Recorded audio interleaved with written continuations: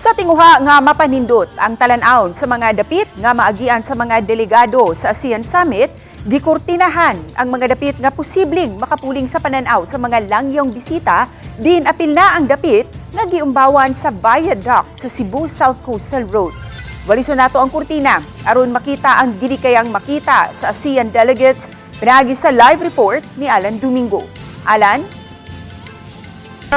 Medyo dismayado man apan dili big deal alang sa mga kaigsuonan nato sa Pasil ug mga ka-sikbit nga barangay ang pagbutang og decorative tarpaulin dahil sa may viaduct basta matod pa nila nga mabahinan sila kung doon na may kaayuhan bunga niining ASEAN Summit. Naimamata ko ang 58 anyos nga si Alma Apostol, dunay 5 ka anak ug daghana ang maapo. Wala sila'y balay, hinungdan nga sa bangko lang siya mopahuway panahon sa kagabhion. Ang ako lang tanga, nga ikaluoy lang ba? Oo, katungos kong mga anak, narami sisiwol sa akong duling ihigda. Ang anak ni Alma nga si Mira dili makapadayon sa giabangan nga kwarto, gamay ra kaayo nga dili gani makaigo ang iyang 5 usab ka mga anak. Duha na usab ka buwan nga wa sila kaabang maong namiligro nga sila mapapahawa. Unta, matagaan migbalay. Maura jud namo ah. Ingon usab nila ang sitwasyon ni Cecilia Dulaw nga walay kaugalingong balay ug dunay gipamati sa lawas ang iyang bana. Unta ka ng matabangan bibisag kanang sa panginabuhian lang ba kay Ang ginagmayng tinda-tinda daplin sa dagat nga giumbawan sa viaduct ang ilang panginabuhian nga dili gyud makasapar sa ilang panginahanglan. Apil sila sa mga munupyo sa Barangay Pasil ug mga kasikbit nga barangay nga maalihan sa kortina sa ASEAN Summit. Dismayado man apan gisabot nila ang sitwasyon.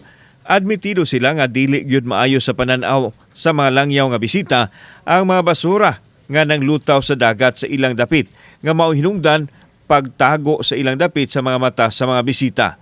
Apan sa susamang higayon, nangindahay sila nga bisan masiplatan man lang sa pagtan-aw sa mga leader ang miserable nilang kahimtang ug mapiskan man lang og kaayuhan nga mamugna nining ASEAN Summit. okay ra mig tabunan basta nay hotel. Kini ang talan-awon luyo sa decorative tarpaulin sa ASEAN diri sa Barangay Pasil. Dili issue alang kanila nga gitabunan ang ilahang dapit kundili ang ilang panawagan karon unta kining dako nga kalihukan sa ASEAN mahatagan usab sila og gamay nga pagtagad, libreng Pinoy-anan ug libreng edukasyon alang sa ilang mga anak. Una lang ipakisama sa mayon nga usa ka piyesta nga kinahanglan nga mangurtina kung adunay mga dagko nga kalihukan alang sa mga bisita. Samtang sa press conference kagahapon adlaw Lunes gipaibaw ni Mayor Nestor Archival ang iyahang pag-umol og team aron maoy mosiguro sa kaandam sa dakbayan kung mahitabo man nga adunay tour sa mga delegado sa dakbayan.